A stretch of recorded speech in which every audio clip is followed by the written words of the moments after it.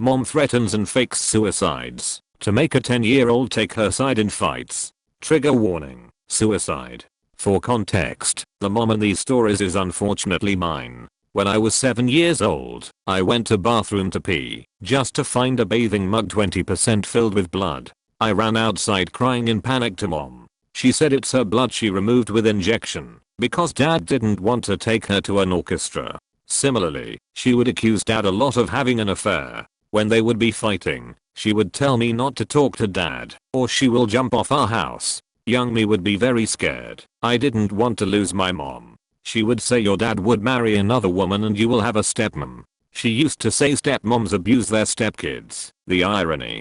They beat them and deny them food and basic needs. One evening when I was 10, mom was on the roof till 11:30 p.m. I found her roaming around, not sad or anything. She said she was just bored. We only had one bedroom me and parents shared. I went to sleep, and dad was already asleep.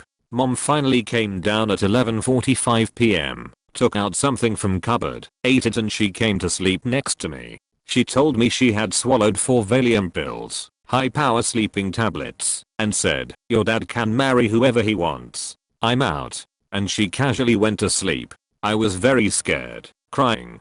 I didn't know what to do. I hugged her and couldn't stop crying for an hour or so. She finally woke up, went to bathroom and I could hear puking sound for 10 to 15 seconds and she came back to sleep. She didn't say anything.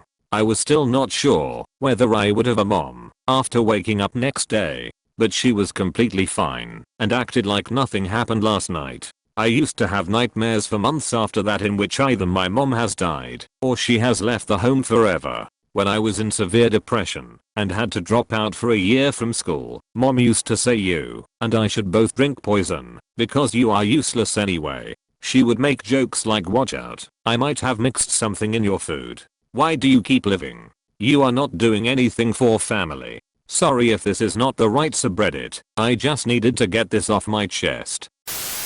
Entitled Aunt and Mother Kicks and Hits Pregnant Woman.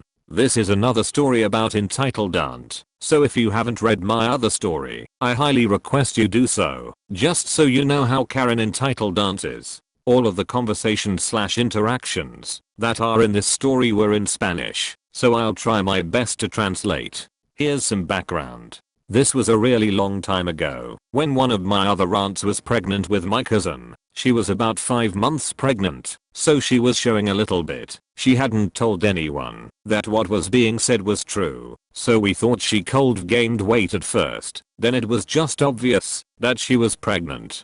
So at a family gathering, EA was still married to my uncle at this time. PA, pregnant aunt, made it public that she was pregnant, but that she didn't want to find out the gender until her baby was born. This will become very meaningful later on the story, and we were all happy and excited. Another baby cousin and a new member for our family. However, entitled aunt was very offended because she didn't find out first, and she should have been told first. She was also offended because EA didn't want to find out the gender. She said that it was against God and that she was losing her religion. What? This was in the evening. The whole time EA was there she was pressuring PA into finding out her baby's gender. The conversations would go like this. PA is for pregnant aunt and EA is for entitled aunt. Pregnant aunt, I just wanted to be more special and more surprising EA. It's not because of my religion. I can promise you that.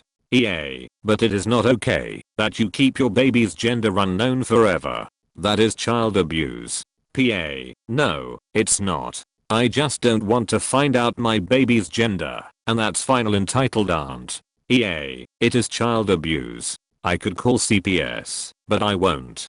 PA, okay EA, there wouldn't be anything you could do. Entitled aunt left the table where they were sitting and rolled her eyes. Everyone was sick of entitled aunt's BS, but we still managed to not explode on her. The whole damn evening EA was isolating herself and acting dramatic when we would tell her to join us to play Uno. She was offended because, well, only pregnant aunt knows, but we just ignored her. We decided to go get some burgers from a local burger place that was pretty cheap, but we didn't want everyone to go so half of the family went. Pregnant aunt, entitled aunt, my mom, My uncle, my cousin and I, we got in my uncle's car and drove to the burger place. The ride was significantly silent because EA wasn't whining about the baby, but PA was talking with my mom about baby names, and it went like this. PA, yeah, I was thinking Diana, if it's a girl, and maybe Fernando, if it's a boy, but I'd have to discuss that with my boyfriend. Me, oh, I like Diana. PA, my cousin, yeah, me too. It sounds like Tiara. Pregnant aunt laughed. My mom, oh I love those now. EA, well you don't even know what it's going to be, so you shouldn't be thinking of names. There's no reason for it. PA, just because I don't wanna know the gender doesn't mean my baby won't have a name. Entitled aunt, stop being so dramatic. EA, dramatic? You're being dramatic. The baby's name is unimportant. My mom, okay, why don't we just drop it? We are here anyways. EA, FNE. But literally everyone dropped it, except EA. When we were waiting in line to order our food, my uncle was carrying me and my mom. Entitled aunt and pregnant aunt were just kind of looking at each other in silence, until entitled aunt broke the silence and the peace. EA, I just don't freaking get why you don't want to find out your baby's gender. It won't make a difference. PA, just drop it. EA, it's my pregnancy, not yours. So just leave me alone. Bad choice of words. EA was infertile and had to turn to surrogates in order to have children. EA, wow. You are such a bitch. PA, I'm not. EA, you are acting like one because you won't leave me alone. EA, and I won't. Not until you decided to find out your baby's gender. Do you know how much of a sin that is? PA, it is not a sin. Leave me alone. Pregnant aunt tried to go outside to the car, but entitled aunt started following her and kicking her legs and punching her back, even tried to turn her around so she could hit either her stomach or her face. She was also pulling on pregnant aunt's hair. My mom had sprinted outside to push away entitled aunt, and everyone else who was in line tried to help, but my uncle stayed with me and my cousin because we had a tendency of running away so someone would play tag with us. We thought this was hilarious at the time. Lol. When they finally managed to get entitled aunt off pregnant aunt, EA was screaming you bitch, over and over again.